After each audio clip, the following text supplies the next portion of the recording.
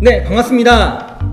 한동을 사랑하는 여러분들, 오늘은요 한동대학교 전형에서 소프트웨어 인재 전형이라고 있습니다. 그 전형에 대해서 여러분들과 함께 좀 이야기를 나눠보고자 하는데요. 오늘 이제 저뿐만이 아니라 오늘은 교수님을 한번 모셨습니다. 전산전자공학부의 홍신 교수님 모셨습니다. 소개 좀 부탁드릴게요. 네, 반갑습니다. 전산전자공학부에서 소프트웨어 가르치고 있는 홍신 교수입니다. 네, 소프트웨어를 가르치신다고 하셨는데요. 구체적으로 그러면 어떤 것을 좀 가르쳐 주세요? 네, 제가 전공하는 분야는 소프트웨어를 어떻게 하면 잘 만들고 좋은 소프트웨어를 어떻게 안전하게 만드는지에 대한 방법론을 제가 연구도 하고 가르치고 있고요. 실제 수업에서는 소프트웨어를 만드는 데 필요한 여러 가지 기술도 가르치고 같이 학생들이랑 프로젝트도 진행하고 그러면서 이제 같이 공부하고 있습니다. 네, 그럼 바로 본론으로 들어가 볼게요. 소프트웨어 인재 전형을 한동대학교가 이제 운영을 하고 있잖아요. 네. 소프트웨어 인재 전형을 운영하는 이유가 뭐죠? 네, 소프트웨어 인재 전형은 사실 우리 소프트웨어 중심 대학이라는 사업을 하게 되면서 이제 개설하게 된 전공인데요. 소프트웨어 중심 대학이라는 사업은 이제 국가에서 지금 한 30개 정도 대학을 아마 이미 선정을 해가지고 진행을 하고 있는 것 같고, 새로운 이제 사회 수요에 맞춰가지고 기존에 있던 컴퓨터공학 교과 과정도 이렇게 혁신을 하고, 그뿐만 아니라 여러 가지 다른 전공을 하는 학생들도 소프트웨어에 대한 전문 수업을 갖출 수 있도록 그 교육의 폭도 넓히는 이런 국가 사업인데, 그 중에 일환으로 이제 고등학교 때부터 소프트웨어 쪽으로 진출을 하기 위해서 준비한 학생들, 그다음에 그 잠재성이 있는 학생들을 미리 선발해서 입학 직후부터 바로 이제 전공과 개연성이 높은 교육을 잘 제공해보자 해서 이제 인재 전형이 따로 마련이 됐고요. 제가 알기로 아마 이렇게 1학년 때부터 그래도 전공을 이렇게 디클레어 해가지고 진행을 하는 게 우리 학교에서는 흔한 일이 아닌데, 소프트웨어 인재 전형으로 들어오게 되면은 이제 처음부터 이제 컴퓨터 공학 전공 안에서 이제 교수님들의 지도와 또 관심과 지원을 받으면서 이 공부를 좀 체계적으로 시작할 수 있게끔 지원하는 그런 인재 전형입니다. 네. 그러니까 한마디로 하면 이제 요새 이제 4차 산업혁명이라고 그러잖아요. 네. 이제 거기에 이제 발 맞춰서 이제 정부라든지 나라에서 뭔가 좀 그것과 관련된 인재들을 더 양성을 좀 미리미리 해보자. 그렇죠. 네. 사실 초중고에서도 소프트웨어 쪽으로 강조돼서 이렇게 교육 프로그램이 혁신이 있었거든요. 그게 이제 대학이랑 만나는 지점이겠죠. 그 만나는 지점이 이제 소프트웨어 인재 전형이다라고 생각하시면 될 것 같습니다. 그러면은 그 소프트웨어를 가르치시고 컴퓨터 공학에 대해서 이야기를 해주셨는데 좀 전망은 어떨까요? 그 소프트웨어에 대해서 저도 제가 이야기한다라기보다는 저희 분야 분들이 많이 이야기를 하시고 계시는 건데, 이 소프트웨어라는 거는 하나의 분야라기보다는 흐름이다. 그러니까 이거는 결국 모든 전공 영역에 있어서 이게 새로운 이노베이션이 일어날 수 있는 일종의 흐름이라고 볼 수 있거든요. 그러니까 이건 이미 일어난 일이라서 이게 사라질 게 아니고 이제 이 앞으로 어떠한 변화들이 각 영역에 일어날지에 대해서 우리가 기대를 계속 해야 되는 거겠죠. 그런 식으로 조금 생각해 주시면 좋을 것 같아요. 예를 들어서 공학 혁신이 우리가 산업혁명이라는 게 범지구적으로 일어난 일이잖아요. 비슷하게 이제 제4차 산업혁명에서는 컴퓨터 기술이 사회 전반적으로 지금 영향력이 이제 들어가고 있다. 근데 이제 그 중에서 소프트웨어 전공자들은 그 부분에 있어서 좀 기술적인 면에 담당하게 되겠죠. 맞아요. 지금은 이제 코로나 시대라고 그러잖아요. 비슷한 일이죠. 그래서 이제 온라인 수업이라든지 다양한 이제 줌이라든지 그런 소프트웨어, 그것도 일종의 소프트웨어죠. 그게 훨씬 지금 이것들을 변화를 빨리 당기고 있죠. 그래서 이제 그런 것들을 이제 컴퓨터 공학이 이제 좀 그 변화들을 만들어 나가고 있다. 말씀이시네요. 네, 그러면은 소프트웨어 인재 전형에 대해서 좀 구체적으로 좀 이야기를 해보자면 인원이 2배가 됐습니다. 굉장하죠. 작년에 몇 명 뽑았죠? 5명 뽑았는데. 네, 5명 뽑았는데 올해는 2배가 돼서 10명을 모집을 합니다. 그래서 지원 자격을 보시면은 그러니까 국내 정규고등학교를 졸업하거나 졸업 예정자로서 소프트웨어 분야의 잠재력을 갖춘 자라고 해주셨는데, 이런 지원 자격이 이렇게 되어 있어요.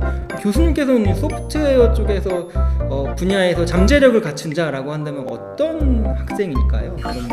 네, 우리 소프트웨어 인재 전형은 사실 특기자 전형은 아니고 학종이다 보니까 뭐 소프트웨어 개발 실적이 있다거나 이런 학생을 찾는 게 아니고 학교에 들어와서 정말 잠재력이 있어서 소프트웨어 분야에 인재가 될 학생들을 저희가 찾고 있는 건데요. 기본적으로 소프트웨어 분야에서 필요한 능력이라는 거는 논리적 사고력과 그다음에 커뮤니케이션 능력. 근데 커뮤니케이션 능력도 논리력에서 많이 기인하는 것 같고요.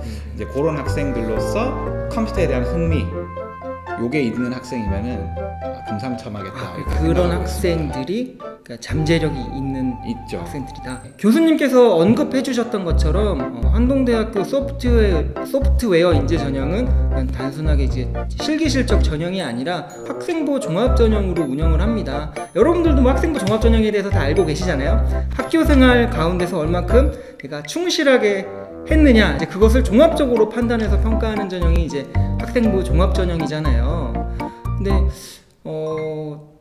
이건 좀 돌발 질문인데 왜 이제 소프트웨어 인재 전형을 학생부 종합 전형으로 모집을 하죠?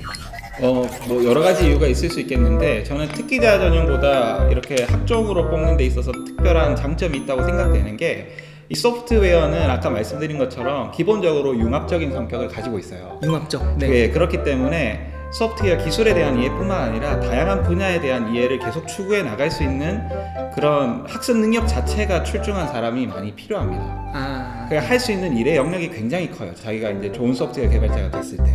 예를 들어서 여러분 요즘 많은 애플리케이션들 보면은 그 각종 일종의 사업의 영역에도 들어가고 의료의 영역에도 들어가는데 그 첨단에 서 있는 사람들이 소프트웨어 엔지니어들이거든요.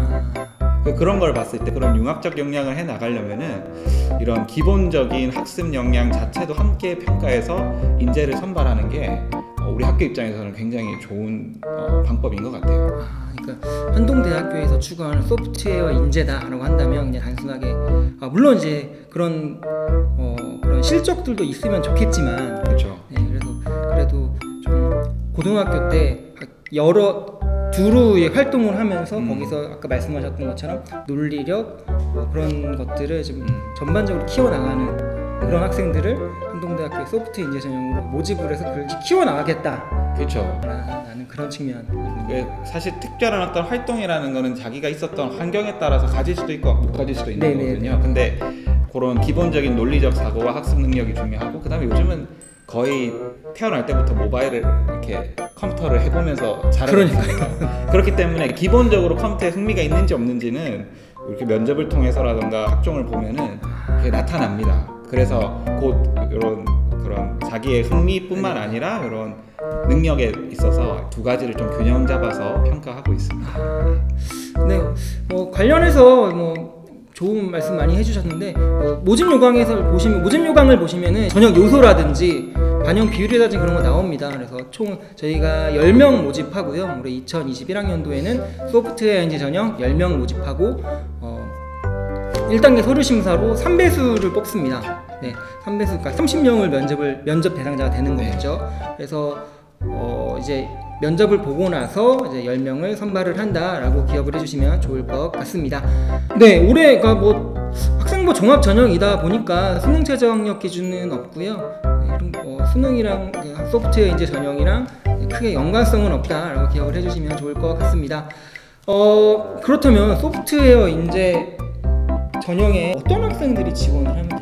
네, 제 생각에는 첫 번째 기준은 자기 전공 선택을 결국 소프트웨어 분야를 할 의지가 있는 게 좀 중요한데, 제일 중요하죠. 이게 제일 중요한 게, 왜냐면 사실 우리는 무학과 전형으로 이렇게 받아서 학교에 들어와서 이제 또 전공을 탐색하기도 하는데, 이 전형은 미리 전공을 일종의 선택을 하면서 들어오는 전형이거든요.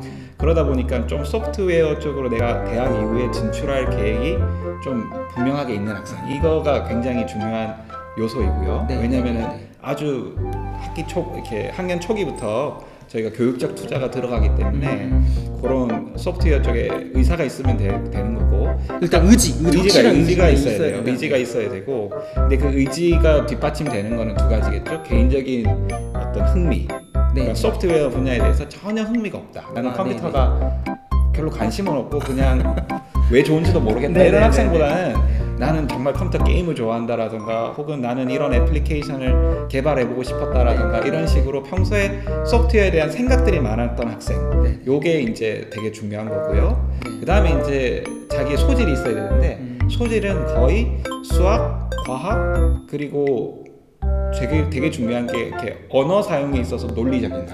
여기서 많이 충분히 확인할 수 있어요. 네, 특히 이제 언어 사용도 굉장히 수학적으로 잘 하고 있는가 이런 것들을 면접에서 저희가 좀 살펴봅니다. 이 부분에서 이제 저희가 적성을 많이 이렇게 살펴보고 있어요. 네, 맞아요. 그러니까 사실 일반적인 이제 고객 교육 과정에서 지금은 조금 많이 변화하고는 있지만 그런 컴퓨터 공학 아니면 소프트웨어 동아리를 이제 운영을 소프트웨어 그 동아리라든지 그런 활동들을 많이 하는 고등학교가 그렇게 흔치는 않더라고요. 그렇죠. 그래서 나는 정말 소프트웨어 인재 한동에서 추구하는 소프트웨어 인재가 되고 싶은데 활동을 그런 걸 많이 못했어요. 라고 지금 이렇게 좀 의견을 주는데 이제 그것보다 좀 한 발짝 더 나아가는 게 이제 뭐 수학이라든지 과학이라든지 또 말씀하신 언어적인 그런 논리력을 좀 평가할 수 있는 그런 과목들 그리고 그런 활동들을 하면은 이제 한동대학교 소프트웨어 인재 전형은 학생부 종합 전형이다 보니까 그런 것들 종합적으로 평가할 수 있다. 정말 좋은 팁을 주시는 것 같습니다. 제가 또 학생들한테 면접 들어왔을 때 물어보는 게 이렇게 포트폴리오에 이런저런 거 활동했어요. 이것도 굉장히 신중하게 잘 보지만 뭘 물어보냐면은 어플리케이션 중에서 이 어플리케이션 좀 이렇게 개선됐으면 좋겠다 하는 아이디어 있냐 이런 거 물어봐요. 이거는 이제 어떤 활동을 떠나서 평소 생각이 드러나는 거거든요. 이제 거기서 얼만큼 평소에 소프트웨어에 관심과 흥미가 있고 또 눈에 보인다는 건 적성이 있다는 뜻이거든요. 그런 것들을 저희가 종합적으로 함께 보고 있습니다. 자, 지금 잘 들으셨죠? 소프트웨어 인재 전형을 희망하는 학생들 지금 교수님께서 문제를 유출하셨습니다. 네, 근데 그게 이렇게 물어보면 학생들이 좀 당황해요. 왜냐면 준비했던 거랑 다르고, 근데 거기서 딱 실력이 드러나거든요. 이때 이제 막 이야기가 술술술술 나오는 학생이 있는가 하면, 나는 학교에서 시키는 건 했지만 내 스스로 해본 적은 없어요. 이런 학생이 딱 드러나요. 그러면은 결국 학교에 왔을 때 누가 잘하게 되느냐는 분명한 거거든요. 관심도가 높으면 높을수록 합격으로 좀 올라갈 수 있는 가능성이 높아진다. 네. 왜냐면은 이제 들어와서 보시면 알겠지만 컴공 학생들이 맨날 밤새고 공부가 어려워요. 그러려면은 컴퓨터가 좀 즐거워요. 그게 중요한 요소입니다. 그러니까 학교에서 특별한 활동이 없다고 하더라도 일상생활하면서 소프트웨어에 대한 학습 경험이 있을 수 있어요.